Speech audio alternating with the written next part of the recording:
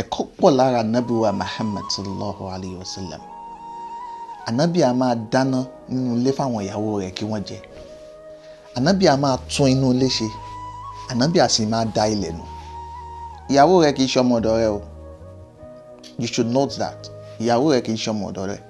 Olùrànlọ́wọ́ lẹ jẹ́ fúnra yín. Má wùwà sí ibi ẹran tó bá ṣe bẹ́ẹ̀ wò tẹ̀lé lánàá Ànábì wa Muhammad sallallahu alayhi wa sallam. Torí ìjọ tó fẹ́ fẹ́ nǹkan mẹ́ta ló pinnu lọ́kàn ara rẹ̀. Tí ò bá yé ọ yín là yé ọ.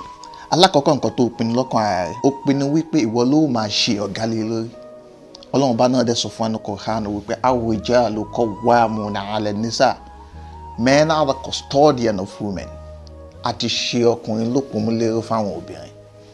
Ẹlẹ́ẹ̀kejì, ó pinnu wípé kò sí bó ṣe lè jẹ́ ó máa ran ìyàwó rẹ̀ lọ́wọ́. Ẹlẹ́ẹ̀kẹta, ó sì pinnu wípé ó máa daṣọ yìí àtàpọ́nlé bo ìyàwó rẹ̀. So when you are not ready for the job, why did you apply?